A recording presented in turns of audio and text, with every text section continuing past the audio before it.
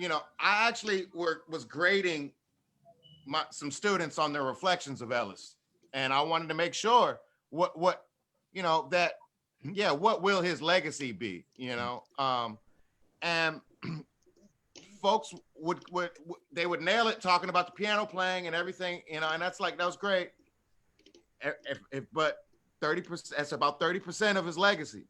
As killing of as a piano player as he was, he was, equally is epic of a or prolific educator. Also, just a father. Right. We watched him make sacrifices for that family. He drove to LA for the Grammys just a couple of months ago, right? Just because Branford was getting an award in something, or up for something. Yeah. So, so when I got these reflections back from my students, some of them really started to nail down, because he left breadcrumbs for way too long. He could have quit 40 years ago. He could have quit a long time ago, and he still, for the last week, he did not slow down at all. And so there's an abundance of stuff. It depends on where you want to look. When you want to look, you can talk about him being a prolific teacher in the quantity of students that he was putting out, because that would be ridiculous. It would be a ridiculous amount of number. But I think it's really about what he's teaching, and because also he's not teaching people to sound like him. He's taught smooth jazz musicians. He's taught all kinds of musicians that went other directions. But of course he's a bebop musician living in New Orleans, so he understands that people are going to go different ways, right? Right.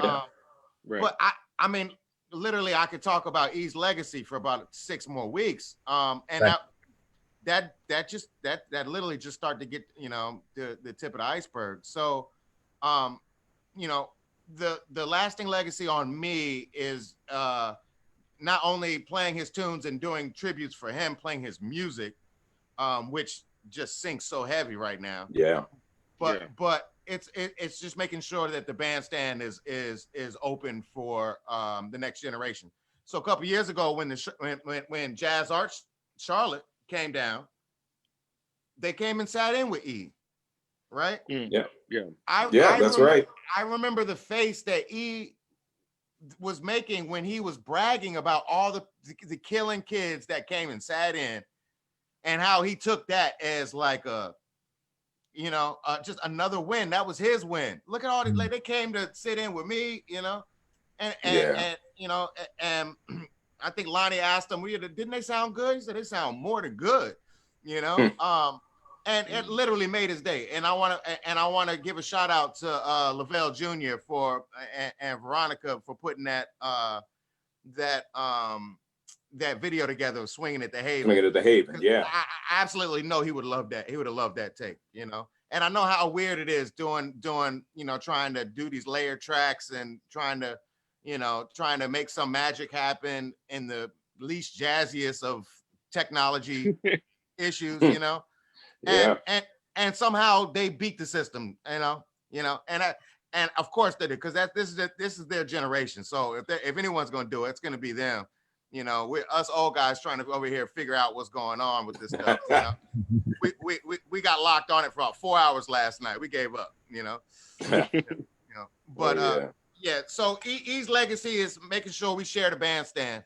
And that's where it's got to happen. We got to have. Anytime I see a group of students and they're all playing, I'm asking where the old cats at. Anytime I see some old cats playing, where's the next generation? Right?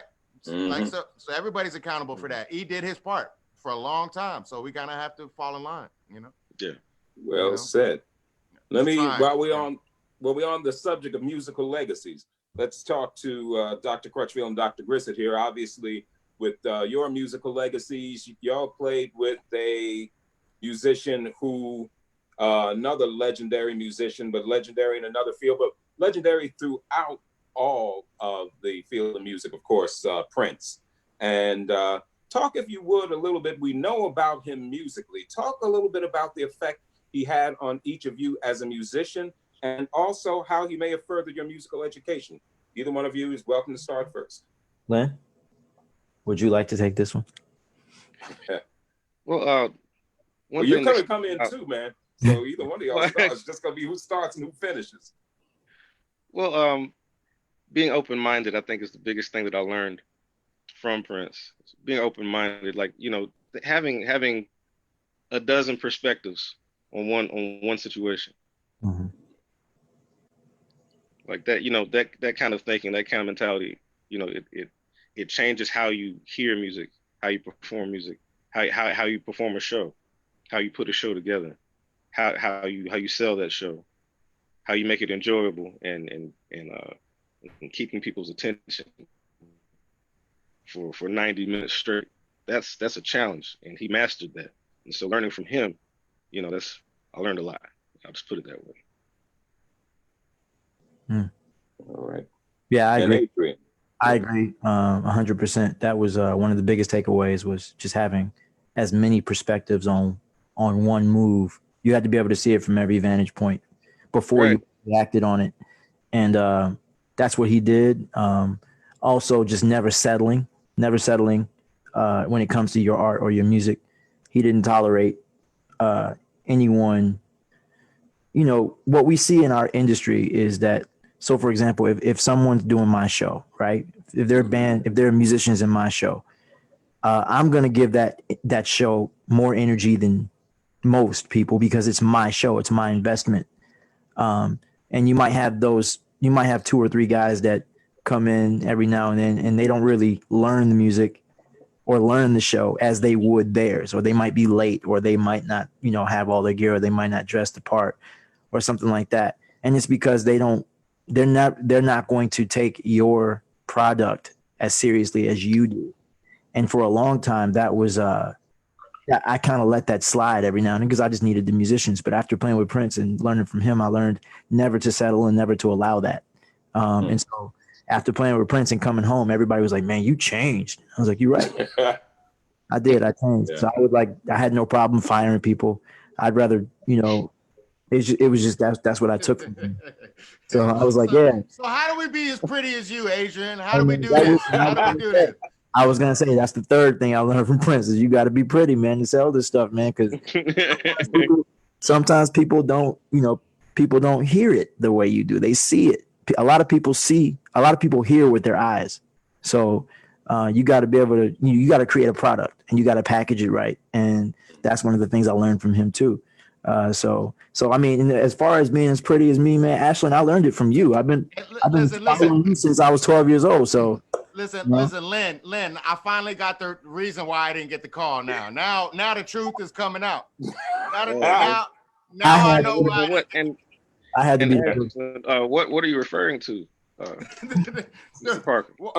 The phone call that I never got. You know. And that wasn't my call, was it? No, he's talking about me. Yeah, I'm talking. No, it's not you. But now we're just touching up on that conversation we were having yesterday. Now we finally got to the real stuff. Right. Pretty enough for the gig. Got it. Man, you were too pretty for the gig, bro. That's all. hey, I mean, he's got the brim. I mean, we couldn't have 2 Geminis on the stage, man. So, Lyn, how you deal with these 2, man? I mean, that's the question. Oh, it's family. It's literally family. No, and family. You know, I wanted to say this too in regard to what Ashlin said about Ellis. Actually, Lyn and I had the pleasure of working with Ellis for a very brief time in school. He came up to UNCG when I was there, and we got to work with him, and we learned, literally learned a year's worth of what I think was a year's worth of knowledge from him in 4 days? Right. Yeah. I mean, just the time he spent with everybody, and the personal time that he would spend with you and talk to you. And it was never commercial. I mean, I would ask him questions that I thought he wanted to hear, and he would shut me down and then answer in a way that I didn't know that I needed to hear. It was crazy.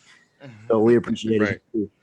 Yeah. And you know, and mentioning Ellis Marsalis, one I learned from him that it was, and you guys let me know if I'm wrong, but with him, it seemed like it was all about discovery. Like you needed to put in the work. Absolutely. In order to discover something, as opposed to somebody just telling you what it's supposed to be or what's exactly. preferred. And that's exactly you hit it on the head. And when I sent my students some breadcrumbs for the reflections, there was one video that I was hoping that was going to trigger them. Is when he said, teaching jazz education, that's an oxymoron, and then it cuts to them playing. And I hope that was gonna like sit wrong with somebody. Like, hold on, what does that mean? Right. Yeah, and it did. It was like 4 or 5 of the students that were like that sat wrong with them. So that's exactly right. He's completely, and that's the same thing. He teaches students. He's not teaching thing. You guys, it's all about discovery. Is jazz not all about discovery? I can tell you absolutely. 4 or 5 records to check out tonight. But I guarantee you they're not going to sit the same way unless you discover them or you find your own time to meet those records, right. in your right headspace, Yeah, like download information, Right. Right. Yeah. 100% about discovery. Yes. Yeah. Adrian, quick question for you. I mean, this is something that it affected me and touched me when you were last with us in the jazz room and at the Grover Washington tribute. Now, we know you've got an outstanding new single, Lover, out, but there was a story that you told about how your latest album, Leap, got its title, and it did have to do with Prince in one of your last conversations that you had with him. Would you mind sharing a little bit about it with us? Because I think the audience would find it fascinating as well. Sure. I mean, I released my first record in 2009, right after college. And not long after that, I was beat up and I was jaded about the industry. And I said, you know what? This isn't for me. I'd rather just go and play with other artists and still enjoy the music, because being an artist, a lot of people don't see what goes on. I like to refer to people who are not in the industry as muggles. I lovingly refer to them as muggles. I don't know if you guys have ever seen Harry Potter. But the term muggle basically refers to the people who aren't magic. They don't see beyond the magical veil. They don't know that there is a magical world or whatever. They just see the trick. They don't know what goes into it. And so I refer to them as muggles. And the thing was, the muggles don't see the struggle of being an artist. It's very hard and it can really deter you, and it can really, really kind of put you down if you don't get the success that you want when you want it. And so, it's just a lot of hard work, and I was just not in the space to do it. I was like, man, when I didn't get accepted, I put a record out, and it was very, very versatile, and I was proud of it. But in the industry, they wanted a certain thing, and I did not give them that. I refused. I said, I'm going to do what I want to do. And rightfully so, they just said, okay, well, you do what you want to do, and we're going to do what we do. And so after that, I just spent the next 10 years just putting out, just playing behind people like, Anthony Hamilton and Lionel Richie and Bette Midler and, whatever. And while I was with Prince, there was a time towards the end in 2015 where it was just he, myself, Mono Neon, the bass player, and Kirk Johnson. And we were all recording a record together called Black is the New Black. And around this time is when, I'd been with him since 2012 at that point, but this was the biggest time for me because I was able to get really, really close to him in this time. Because before that, there were so many people, the band was like 20 people. And so at this point, he was starting to be more personable to us. And he asked me about my records. And at this time, we were talking about distribution and things like that. And he asked me why I wasn't putting out records. And I told him, I said, man, I'm cool being the Maceo Parker to your James Brown. And I said something that I thought would appease him and keep me on the gig for another 3 years, And surprisingly, he was not pleased at all with what I said. And he kind of reprimanded me. And he said some things along the lines of, we appreciate that. And you'll always have a space here, but you're an artist and you owe it to yourself and to your fans to put out music. And And he said, sometimes you have to take a leap for yourself. And so that stuck with me. That's where the title came from? That's where the title comes from. That was actually, 2016. That was March 2016. So, I never knew that. So I was already working. I was already writing music constantly. And I was, doing it with the idea of selling it to other artists because I was like, I'm not going to jump down that rabbit hole again. So when he said that, it just rung out to me, and I immediately went home and started putting stuff together to put a record out. And he passed. That was the last face-to-face conversation we ever had before he passed. So that's where the title Leap comes from in the song. That's what it's about. Wow. That's a great story, man. And by the way, the audience, I don't know if y'all could see it, but while you were telling that story, the audience did get to look at a couple of pictures. The last one of them was the entire aggregation of the NPG horns, and y'all did look pretty, man. But, but I gotta say, Brother Crutchfield, you with the beret, you the prettiest, man. You see it? You see it? It's fine. It's fine. He can be That's that, it. That's it. That's it. Lyn, you clean. Lyn, you clean. I always like too, man. Hey, look, you look like it's the third grade pictures right now in that one. I was so happy to be there. You have no idea. I couldn't keep a straight face. Oh yeah, good times. Really good times. You cheesing over there in the corner, brother. We see you. We see you. So let's talk. We're about halfway through. Let's talk musically here now. I know y'all were working on something last night. I don't know to where it came or whether we've got anything we can share. Do we have anything we'll be able to share with the audience tonight in any way, shape, or form? I mean, we got horns. We got horns. All right. We went ahead and saved you from the disastrous layered purgatory that we were in last night. So, we could do a little round robin if you want to hear some. If you want to hear some music, or if we could even take requests directly from PayPal. No, I'm just kidding. Oh, wow. Well, we just got one request that simply says play from Barbara. So play. That's it. So, we'll let whoever would like, Ashlin, you look like you're ready to go, brother. I do have my horn. I do have my horn, but I do have a problem with demands. So here's the thing with that, Barbara, and she knows I love her. Uh-oh. I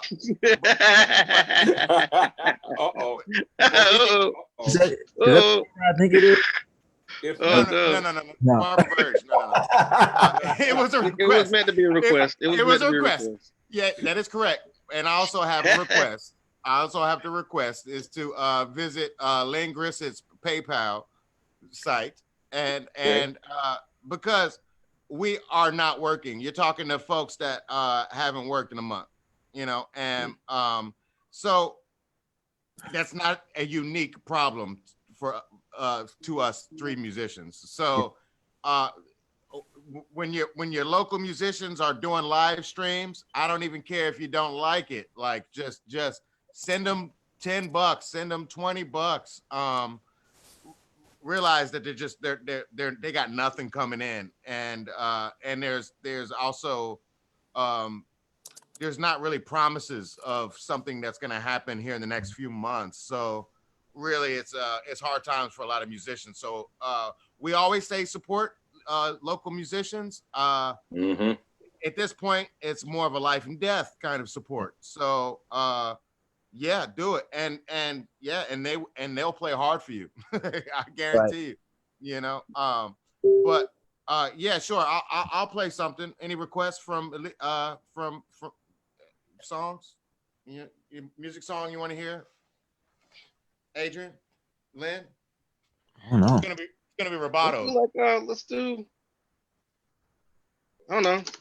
Maybe or I was gonna say maybe something from E, if nothing else. Someone Lush Life. Okay, we got. Okay, we got. Y'all want to do that one? Lush Life? No, ain't gonna do Lush Life today. but I did post that on my Instagram. If anybody wants to follow me on Instagram, I posted a version of that. It's great. Okay. How about I play A section, you play A section, and Adrian takes the bridge. On what? On a secret song that you're gonna figure out. Oh, yeah. Ashlin's been doing this to me since I was 12 years old. Going like Miles. I'm just gonna play. He's like, yeah, don't worry, you'll catch it. You'll catch it. You'll catch it. He would always say, "You'll catch it. Don't worry."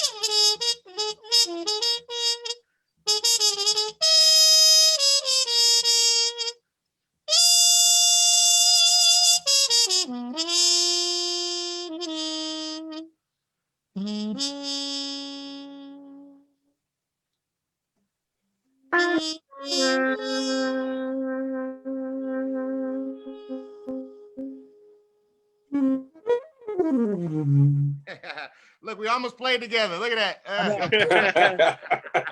How about this one? That was beautiful.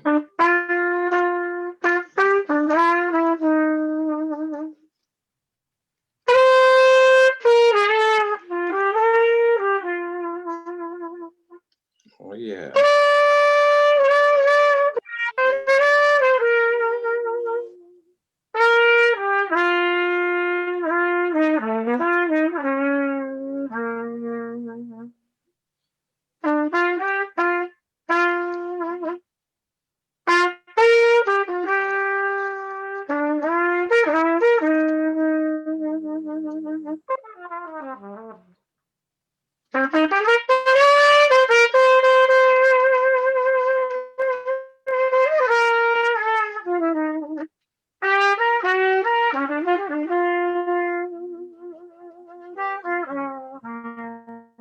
Yeah.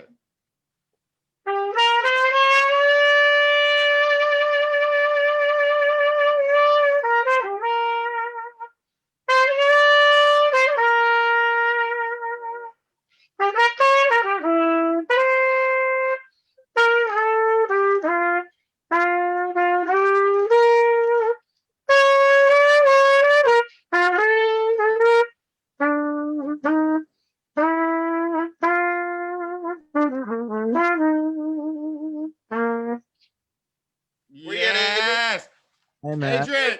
I didn't want to try to play with you because then it would have thrown us off. I was just bro. You know I get nervous with Lyn because he can play saxophone too, so I'd be nervous.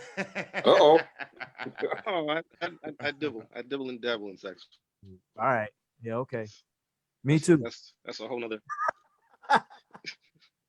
Fair enough.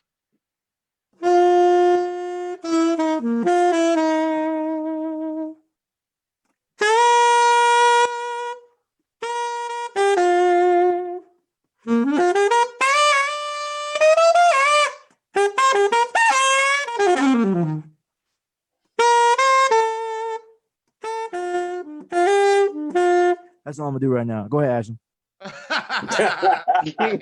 I'll close it out. I'll finish it up.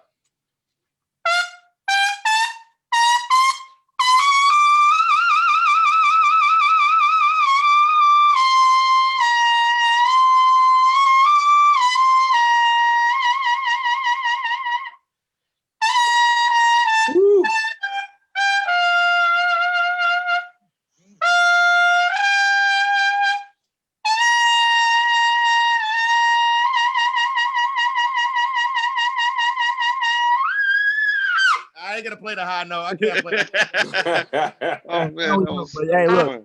Now Ashlin's gonna be lead on everything we do. there you What? go. I'm gonna be what? You're gonna be lead for the MPG horns from now on. Not from that. That didn't give me a gig. That's gonna get me I got fired. you, bro. I haven't been practicing, guys. All right, that was outstanding, gentlemen. Outstanding. We're going to open it up in just a minute to for questions from the audience. So get your questions ready. If you haven't thought of them already, get them prepared. But I just have one quick round question. I asked this of the group last week, and I certainly would like to hear from y'all. Same thing, you know, once this ends, and this is going to end, hopefully sooner rather than later, but once we're able to get out there and start doing things musically again, I'd like for each of you to complete this sentence for me.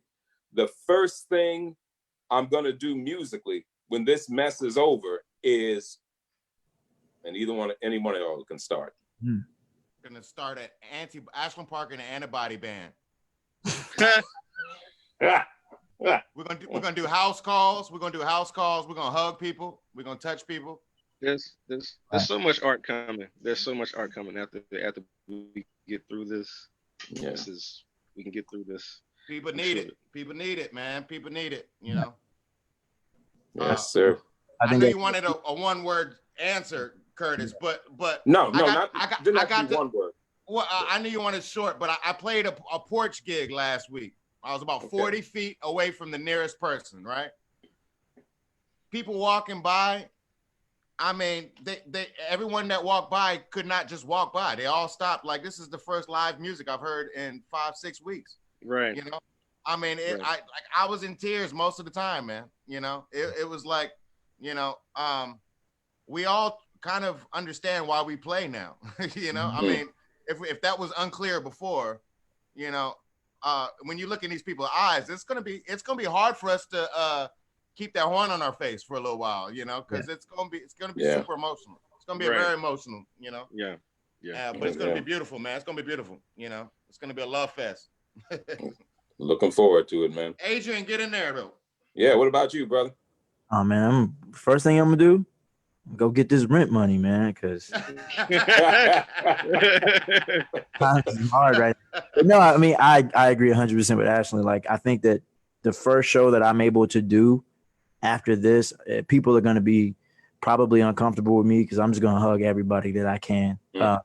It's just really important that we do that once this is done, because you just don't understand until something like this happens how much it means to people to have that embrace and just that connection when especially when we're playing, like, you know, when we're sharing our art form and our gift with people, because this is, I mean, I think that music is the language of God. So, you know, people hear God in music. And so, especially when it's live and there's no way to compare that to anything else. And so people are going to need it, and it's going to be therapy for them as well as for us. And like Ashlin said, it's just going to be really hard to keep the horn on your face in those moments. Yeah. Lyn, anything to add? Yeah. Well, one thing I definitely want to say is that I agree with Adrian and Ashlyn both, but especially on the point that of how we take for granted, being able to have contact with others. I'm the type of person I have to be around people. I prefer not to be by myself most of the time. And so this has been really an eye-opening experience, and my thoughts have been clear, and it's been a big lesson learned for sure.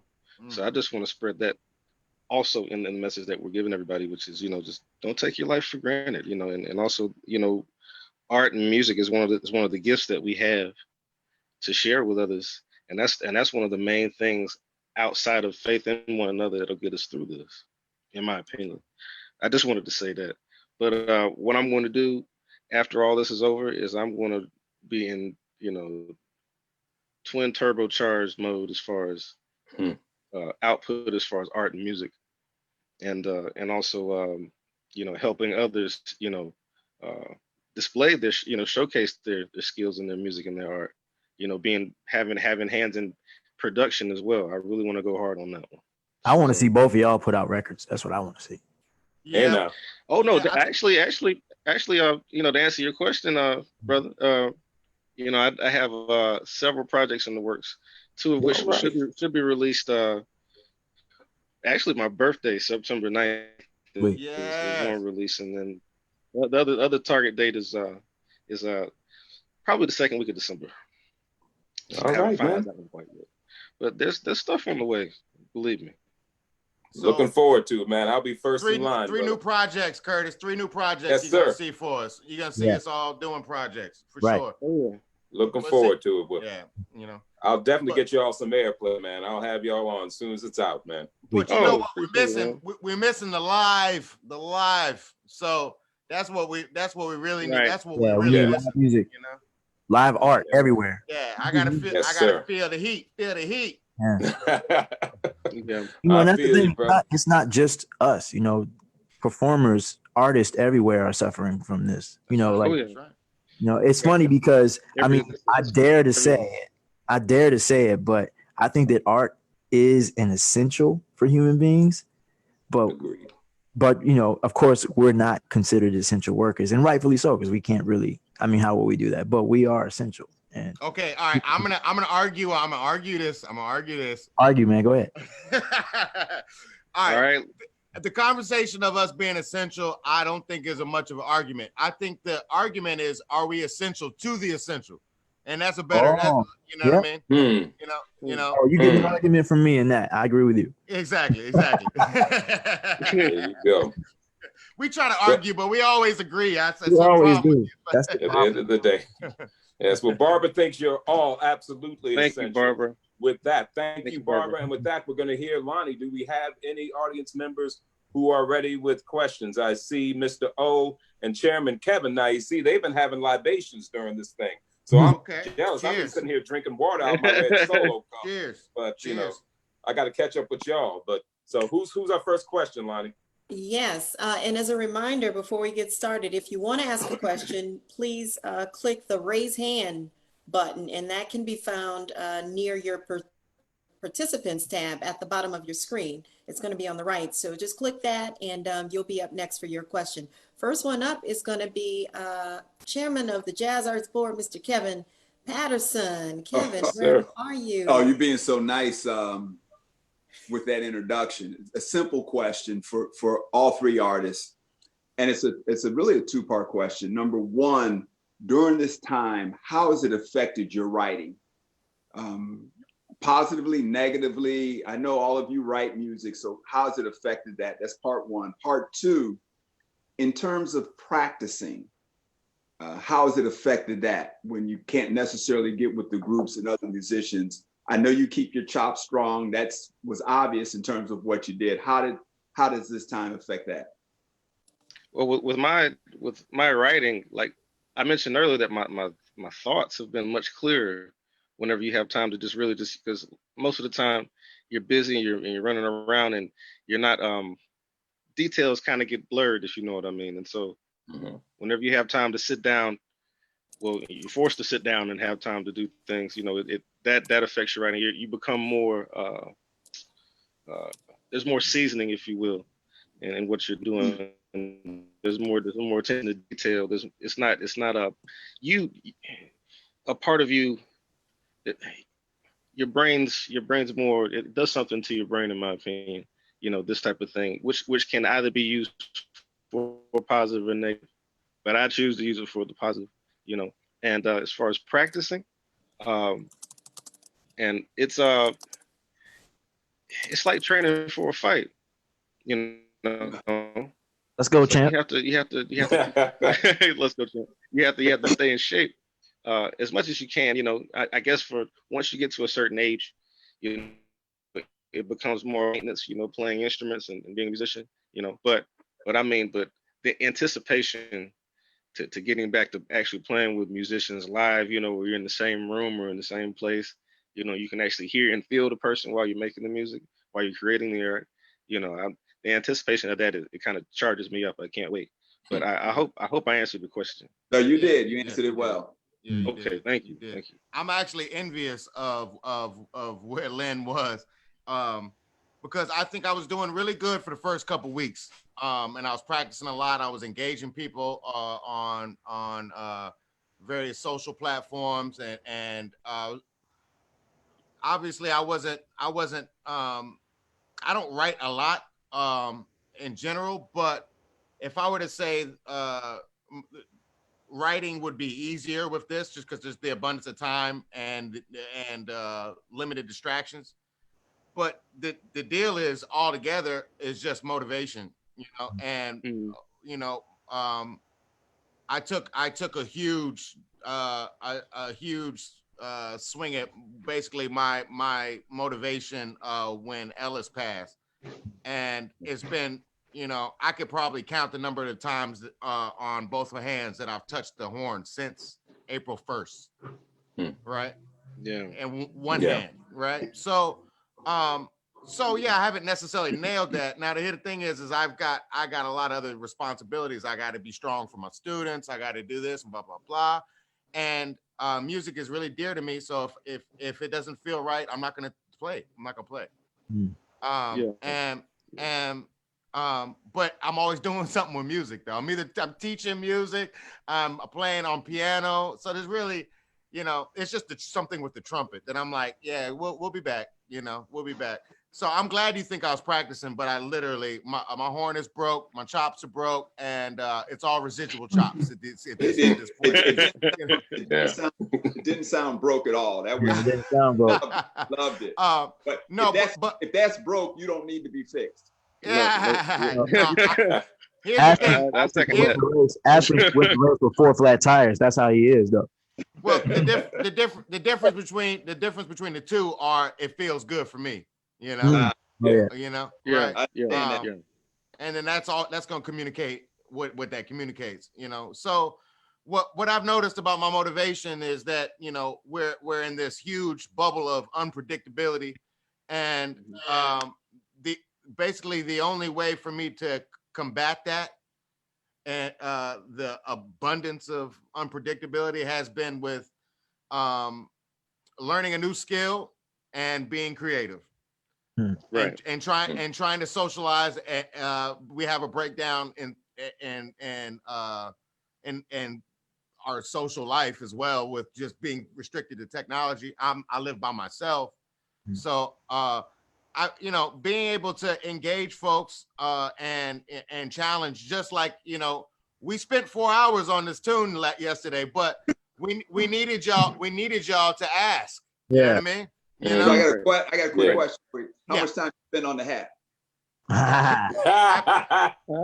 Lonnie can tell you, in the beginning of this feed, I didn't even have it on. I put it on like 2 seconds right there. Yeah. Oh, I like it. I appreciate it. It makes me look like I rehearsed. Go, man. Yeah. Oh, man. That. I'll check that one out. Yes, sir. Yeah, I agree with these two gentlemen. I did the opposite of Ashlin, I believe. So first of all, I've been in my apartment. I've been at my apartment for the last, I'm going on 6 weeks now. So I've ridden my bike out in the complex and stuff. And for the first time a few days ago, I rode to the bike trails and rode for a little bit. And I got uncomfortable because I saw a lot of people out. And I was like, all right, I'm But other than that, I've been in my apartment for coming up on 6 weeks, and the first couple of weeks it was not musical at all. I mean, I totally did not have the motivation. Luckily, I have a studio here. I have my own home recording studio, and I have all my gear up here, and I can play whenever I want to. But I was not motivated to do so. I was more so, I cleaned my apartment, like really cleaned it for the first time, because I never do. I'm never here. So I cleaned my apartment, and then I just played video games and watched movies for like 2 weeks. And I was kind of upset because I had bought some stuff clothes wise that I wanted to show off, and then all this happened. So I would literally just every day I would shower up and get dressed and get my new stuff out, my new kicks, my new Air Forces and everything, and walk to the mailbox just to be seen. I had to be pretty. Wave. Yeah, and just wave at everybody and go to the mailbox, check my stuff, and come back. And then after that, I know. And then after that, a few weeks in, I started to get productive. And then, that all that work I did to clean my apartment, I totally trashed it. Just being an artist, redirecting my studio and doing stuff and finding cables that I need to make stuff work and, all that stuff. But now it's getting to a point where I'm being more productive and I'm starting to get into a system, because I'm not used to being at home for so long. And so it's really cool because, like Lyn said, when you don't have all these other obligations, some things open up for you and you can actually just focus on creating. And somewhere down that line, when I hit that wall, then it pushed through and I started to create. So I've written a lot of music, actually. Cool. Thank you. Thank all of you. Absolutely. No problem. Okay, thank you. And thank you, Kevin. Lonnie, who do we have next? All right, next we have Barbara Birch. So I'm going to go ahead and unmute Barbara. All right, Barbara, you're up. Hi, Barbara. Thank you. Can you hear me okay? Yes, ma'am. Loud and clear. First of all, I gotta say, Ashlin, I'm so sorry for your loss. I was teasing you. No, I mean, your loss from Ellis. Okay. 2 years ago this week, I lost a mentor who was also a colleague and one of the dearest men in my life. And my heart goes out to you. And it's going to take a while. And you may remember, I was supposed to be in New Orleans March 26th, and Ellis was going to be part of Jason's evening at Snug. And I'm heartbroken myself to have missed that. And he canceled in November when I was there because it was his birthday. So twice in a row, I missed the chance to hear him. I have, thank goodness, heard him years ago, but it still feels really fresh for me. Well, Barbara, you know how much I appreciate you, helping my friend, my best friend, honey, anytime. So I have no problem sending you rare recordings that only I own, So, okay, honey. Right. Please, I would love to have anything. Yeah, I got you. And you guys, I got to quickly, I'll try to make this quick. You all were talking about how much people are going to need it when we get out of this mess to hear y'all live. And of course we will. But like a couple of you, I think I live alone. And I cannot tell you how you all are getting me through this. I listen to Matt Limler almost every night. Beautiful. Yes. David is it Karnowski? Am I saying it right? Tarnowski. Oh my Lord, what I didn't know him before. So Snug stuff and you were on last week, Ashlin. That was a wonderful tribute. And then Wynton Marsalis on Monday nights on Skames Domain. I'm just going crazy. We're kind of spoiled in a way. So spoiled. So spoiled. And here you all are tonight. And thank goodness for jazz arts. And I said last week, the one thing I do miss is the jazz room. But thank you. Thank you so much for being here for us tonight. So I'm going to cut to finally ask a question, which I think Lyn and Adrian have touched on. By the way, I've got to say thank you for saying music is, I think you said, the voice of God. Certainly to me, it's the way to God. Yes. So yes to that. And thank you for that. Thank you. what I asked this last week, and I want to ask it of you all. What do you want to preserve from this experience? Because if we don't have something we take away from this, God help us. So what do you want to hold on to from this? May I say? Yeah, go ahead. No, go ahead, Adrian. I'm sorry. Well, I was going to say that I think that the one thing I want to hold on to is this, just for all of us to remember that this is the one thing, or not the one thing, but this is one of the major things that made us all realize that we're in this together as human beings. Yeah. Instead of fighting, war or politics or religion or whatever, everybody's susceptible to this. And this is what brought us to that point of realization. And so I want us to hold on to that and remember that when things get rough again. That's beautiful. Thank you. Thank you. we take so much for granted, and it's always, and whenever something's taken away, maybe it's just me, but I just feel like it's always the thing that you least expect or would imagine happening, right? So what I take away from this is just not taking life and being able to hug your loved ones and things, how we should be thinking every day. But I think this is this is definitely the thing that I'll take with me once we get through all this, is just not taking anything for granted. You never know what's going to happen. So you have to where I'm going with this. Yeah, right. So I just want to, that's basically, hopefully that. I mean, I love you too, man. It's a sufficient answer. And Barbara, I feel the same way, now I have like my observations being like, see, I told you we needed each other, Yeah. And then I have my own like, oh wow, I do need people. Wow, I need. So I've got my personal. I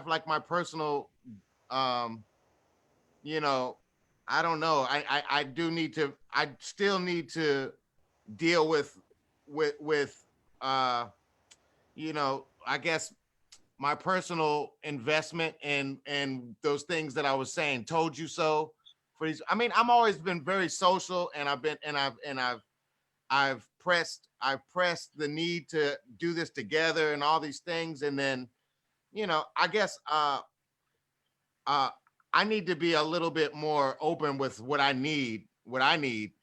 I feel like I've been helping fill the void of what others need, but I need to be, I think if I had what I needed, I might be able to do that even more.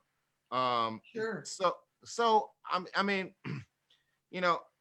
I feel like there's going to be just a heightened level of humanity after this, I mean, I even see, maybe I'm optimistic. Okay, got it. But I can even see us really dealing with climate change now, and with another list of other things that have come to light, like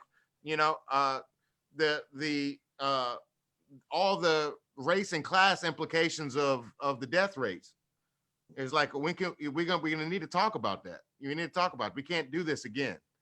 And we knew that was going to happen. That could have been completely predictable, and so there, I mean, I feel like we're trying to get to a higher vibration, as a people, and I think we'll be vibrating higher after this, That's my hope. So. Thank you all. Okay. Thank you, you, Barbara. Thank you. Great to see you. Thank you, Barbara. Great to see you. Love you all. Thank you. Love you. Thank Love you. you. Take care.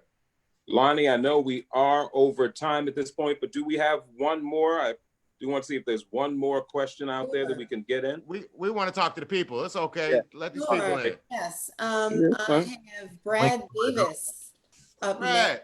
Hey, Brad. Brad. What's up, What's Brad? up, man? Gentlemen, how we doing? Good. How are you? Y'all sound beautiful, man. Thank y'all for playing for us tonight. Hey, Thank you, man. Ashlin, my students, I'm a jazz teacher, and my school band was 1 week from coming down to the Crescent City Jazz Festival before things got on lockdown. and we were crushed, man. So hopefully in the future, I'll come your way. You know, Groovy. Yeah, we might have to make that happen. But there is a beautiful thing about that festival being that it's in the Crescent City, and you know we can do some gig or something. We can play at the Jazz Park, or get them to come to get them out and seeing the music. So it is a good field trip. But in the meantime, we got to get this information to them. So I have no problem. Whatever you need. Beautiful. Yeah. And I had a question actually to you. You guys were talking about once we get on the other side of this big fermata that all of us musicians are in. Right. Right. No, right. Well said. Yes. Ashlin and really Lonnie and Osi, I know this touches you. Are there plans to do a proper second line for Ellis once the lockdown is over? When you say plans, there's nothing on the book because we have no idea when that's going to be. We can't. They can't schedule anything right now. I know. But you got to be kidding me, man. You know what I mean? I mean, there's I want that to be a week long. Yes. Yeah. I want a new festival. Yeah. Oh, it's definitely going to end up being a festival, you know. But you know, I want a second line from Snug, where he played every Friday night for 30 years, all the way to Ellis Marsala Center, which is going to be pretty much it's pretty much going to be the center of his legacy. Yes. You know, and if you guys aren't hip to that, it's a beautiful organization that is in the 9th Ward in the Musicians Village in New Orleans, and he got to coach that school happening for 8 years before he passed. So beautiful. You know, he was the artistic director for a school in his name. I mean, that never happened anyway. I mean, we were so lucky to get him as long as that we had him, you know. Yeah. And that's where I'm trying to go with it, you know. I could talk about all the missed opportunities, and that's on us. Those are opportunities that we have to pick up, you know. But I can guarantee you it's you know what? He didn't want any fireworks, but he also didn't mind us doing how we wanted to do. He said he's not going to be there either way. Right? So you know, so he wasn't against it either. So I'd say we're gonna have shirts with a big E on it, because you know that's what we called them. You know, you'll probably hear it from there. You know, I guarantee you. You know, very cool. We're gonna blow for E, man. You know. Good. Bless you, brothers. Keep swinging. Thank y'all very much. Yes, sir. Thank you, Brad. All right. Thank you, Brad. And Lonnie, unless there's something else pressing, I do want to be respectful of time. So as much as we'd love to talk and keep this going, we do want to bring this tour to close. Lonnie, is there anything before I do my close that you want to bring in, or? Well, we had a couple of other questions, but I do understand we're about 8 minutes over, so. Right. I'm down for questions. I'm down. We can hear you. We ain't got nowhere to go. Hey. Where's the Love Fest? Let's do the Love Fest. All right. If y'all good. Right. If they're bad questions, then you know somehow you know. All right. So next we have Rebecca Nelly. Rebecca has a question. So Rebecca, you're up. Oh, hey guys. So I'm semi-new to jazz. In the past couple of years, I don't have the experience that this huge group of folks has on the phone right now. So I guess what I want to ask is what musicians, what music, what jazz musicians, songs, whatever, got you started, got you hyped, got you excited and into jazz? Turned you on to jazz? I remember the first one because I didn't understand jazz when it was first around. My father used to point, and I had no idea what he was pointing at. I was like, it all sounded like jazz, jazz, jazz, jazz, jazz, jazz, jazz, jazz, jazz, jazz, jazz. There was nothing that's standing out at all, you know. And it was until I learned classical music and trained my ear to actually hear what they were actually doing, and then I couldn't believe it. I was like, you have to be kidding me. But it was a night in Tunisia, Dizzy Gillespie, where I had a written solo, I knew that wasn't what Dizzy Gillespie played. So I went and got the record, and I played the record before my dad got home, and I couldn't wait there because I knew Dizzy with the big cheeks. Yeah, right. Okay, I was in 8th grade. I didn't know anything, but I knew he had big cheeks, and I could. And he was probably going to be killing. So I'm waiting for the trumpet solo, and I heard that Charlie Parker solo break, and I never got to the trumpet solo. I just kept on going back, like going back. What is that? What is that? What is that? And I'm still kind of there, but yeah, Charlie Parker is what got me into it, Right. Thank you.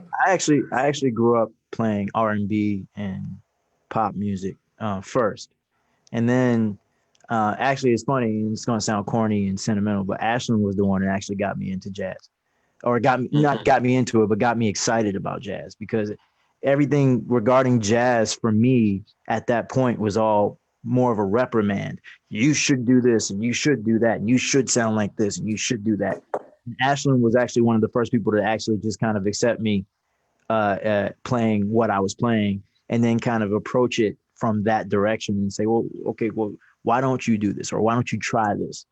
And he was like one of the first people to not I guess judge me for playing smooth jazz or R&B. And that was when I was probably 12, 11. And and so he was the first person. Addison, this guy over here, was the first one to get me excited about jazz, actual like traditional jazz, and the approach and the heritage of it. I just have to comment on how many people that I defended you. Yeah. But who got the last laugh? But look, who got the last laugh? You Prince's favorite saxophone player for the last 4 years of life. I'm gonna tell you guys a story real quick. This is great. This is a true story. We're in school. Ashlin had already left to go to North Carolina School of the Arts, I believe. But we went to a school called Northwest School of the Arts here in Charlotte, North Carolina. Keep it clean. I was there. I'm gonna keep it clean. I was there. It's an art show. That's right. It's an art school. So, I'll be careful. But it's an art school. So everybody there is there for their principal art. They're serious about it. Everybody there is really into what they do. And so when you think of the schoolyard fights, it was never about somebody talking about your mama or somebody taking your girlfriend. It was, if you talked about my idol or you talked about the way I did what I did, then we're gonna fight. So at the time, my idol was Kenny G, because that's who gave me my horn. So I was like, I'm a Kenny G fan. And one of the other children, who I will not name, who's still a good friend, of mine, but he was clowning me for listening to Kenny G. And I guess, and Ashlin just happened to be there, and he was asking us, questions, and he was like trying to get Ashlin to co-sign, like, right, Ashlin?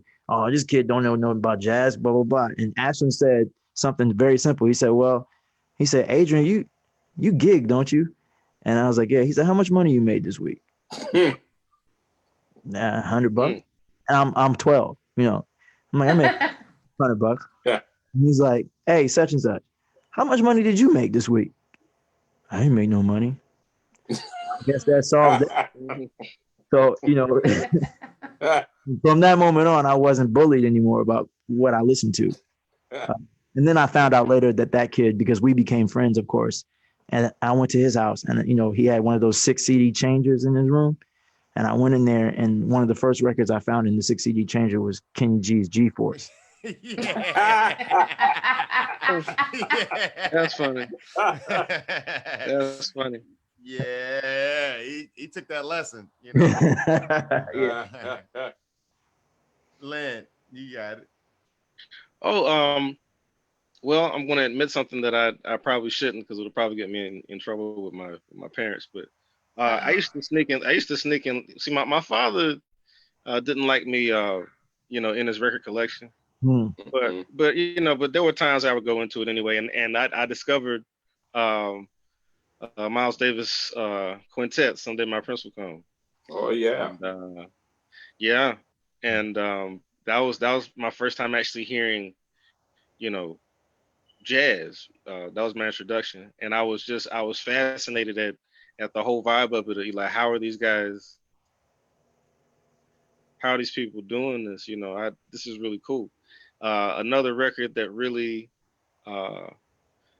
you know, started a fire with me was also I took a cassette tape of Marsalis Standard Time Volume 1. And so I heard In the Court of King Oliver. So that's how I learned about the Marsalis family and their legacy and their artistic and amongst all their other contributions to society. So yeah, that's. Oh, and then also one more record. I'm sorry, which I wasn't supposed to listen to, but it was like Quincy Jones is Back on the Block. That's how I found out about. Oh yeah. That's how I found out about. That's how I found out about Ella Fitzgerald, Sarah Vaughan. You know, it was amazing. You know, to have that many people on that record. You know, that's what made me realize, wow, this is what I want to do. Like this, I don't care what happens. I'm just focused on this is what I want to do, and yeah, I hope I don't get fussed up by my dad. I never told anybody about this, but he probably already knew I was sneaking and listening to his record. He gonna be waiting with that belt when you see him again. Come on, now. I was not. Hey, speaking of records, though, I do agree. Back on the Block was a big one for me. Oh man, that song was bad, man. Wasn't Tevin Campbell on that too? Yes. Tevin Campbell? I mean, everybody you could think of around that time was on that. Wasn't on it, man. Another one for me was actually Miles Around the World, the live record. Yeah. With Kenny Garrett and Herbie and them. Nature. That changed the world. That's the one with the real. That's the one with the real Kenny G, right? Right, with the real Kenny G. Exactly. Yes. Kenny Garrett. That's what we were talking about in the schoolyard too. That's right. That's right. Hey, but Kenny Garrett's solo on Human Nature, it's ridiculous. That changed the whole way I looked at anything saxophone from that moment on. When I heard they got college courses built around that solo. I mean, truth, brother. Well, I hope that answers your question. Yeah, better than you could have imagined. I appreciated the suggestions on all the stuff to make sure I know well, but it circled back to the very beginning of the conversation when you guys talked about the importance of mentorship, up and down. Yeah. It always comes back to that. Yeah, thank you for that. And that's why we'll be paying. You probably could imagine that we'll be paying it forward for the rest of our lives, because I mean they Kenny G gave him his first horn. I mean, how does that? It doesn't get any more romantic than that, But but here's the thing. Everyone I know, like I was at ITG. This is an International Trumpet Guild, right? Yeah. And there was this trumpet player, 14-year-old trumpet player that came in there with, when you played a scale, there was no G. It'd go. It was a flawed trumpet. It was some weird flawed Chinese trumpet, right? But this kid was super talented. So we literally robbed him with this cheap horn, went down to the bottom of this where all the horn makers and sellers are. And we went to the first guy that we knew, like Trent Austin, Austin Brass in Kansas City. And we're like, bro, you're not going to believe this horn doesn't have a G. This 14-year-old kid is playing double C's, and he doesn't have a horn he has a horn with a missing note in it, right? And like I've never played a horn that terrible, right? Wow. He didn't even try the horn. He said, "Go trade it with my student model, and just trade it in, and it's done," And that would have been him coming out of the pocket, right? With hundreds and hundreds and hundreds of dollars, and literally what he said was, "CT did it for me, so that's what I do for the next one." That's just, and we're talking about the great Clark Terry, and if you haven't seen it, Quincy Jones documentary on Clark Terry, you're not living life in the quarantine. You gotta do it. If you got time to watch Michael Jordan, you can watch that. Exactly. So the name of the documentary is called "Keep On Keeping On." And it's just amazing. It might still be on Netflix. I'm not sure, but it's definitely out there for you to for you to. It's probably on Netflix actually still. Is it better than Tiger King? It's way better than Tiger King. Bruh, come on, man. Oh no. I saw part of it. I actually, I don't know where. Is it on Netflix? I think it's on. All kidding aside, I think it's on Amazon now. It's on Prime. It's on Prime. Yeah, it's on Prime. Yeah. What is? Check Quest TV. Quest TV. The documentary. TV has it. Yeah. Okay. Quest TV. Okay. All right. Awesome. Well, you had it. Yeah, someone had another question. So let's do it. Yeah. Let's do it. Yes. So we have one more question, and All that's right. from Larry Morton. Larry, are you there? He's been waiting patiently. He's been waiting patiently. Hey, Larry. How you doing? Good. Yeah, I don't have so much of a question as I've been fortunate to hear all three of these young men play, particularly Adrian and Ashlin at the Jazz Room, or at the Beckler, or at the Middle C. And you're an impressive bunch of young men, and I've really enjoyed hearing you. But probably the place I've most appreciated Ashlin and Adrian playing is dropping in at the Double Door years ago with Joanna and Zia. Shout out to Joanna. Earlier, Ashlin was talking about being an old guy and bringing the young fellas along. Well, to you all young fellas, to me, I hope you keep that tradition for jam sessions going wherever you are, because that means a whole lot to us that just come to listen. And for the young folks like you guys, I know some of you particularly came along with Bill early in your careers. That's very important in your lives. And I'm proud of you all. And I'm particularly proud too of what Lonnie and Osi have done in terms of training young folks and bringing it forward. They've taken Ellis Marsalis's legacy to heart as well. So congratulations to all of you, and thank you for tonight. I've enjoyed it very much. Thank you, Larry. I appreciate that. Thank you, Larry. You know? Larry, you were at my very last gig before all this happened. That's right. Yeah, you told me. In fact, you told me about the Kenny G thing you were going to do. Right, I was going to do a tribute, but I will still do it when all this is over with. That's right. I look forward to it. Yeah. So when you do a Kenny G tribute, can you do that at a Jazz Arts event, or is that not allowed? Is it? I don't know. Come on, Ashton. I'll play the G4 stuff. I'll play the Lorber stuff. How about that? I'll play the Lorber stuff. Okay, let's talk offline. Let's do Kenny G swings tribute. I have to talk to OC about that. But y'all sleeping though. Kenny G actually could play some saxophone. You know. Yeah, absolutely. You know? Yeah. Absolutely. I totally agree with that. Listen, man. Adrian, I want to figure out how to adapt his music for for the crowd that has never taken him in. Let's do it. I'm down for that. You know, and maybe he'll give us some Starbucks vouchers or something. Because don't forget, guys. He made $80 million playing smooth jazz. He made $900 million playing the Starbucks. Yeah. I've been asking. I ask every time I talk to him. I ask him for some stock. Yeah, he always just laughs. He never gives me a yes or a no. He just laughs. He just laughs. Bro, I just want a gift card. I'm just trying to get a couple. That's all I'm trying to get. Oh man. Yeah. Thank you, Larry. Thank you so much. Thank you guys. Thank you guys. So Larry was our last question, so I'll turn it back over to you, Curtis. Okay, well, thank you, Lonnie. First with the thank yous, I want to thank, of course, our three great artists, our three great gentlemen of music, of course, Mr. Lyn Grissett, Mr. Ashlin Parker, and Mr. Adrian Crutchfield. Want to let you know, I haven't gotten a chance, but Adrian does have a new single out. We were talking about new music. You definitely want to pick up Lover, his new single. Adrian, where can they get that? On all the usual spots? Everywhere, all the usual places.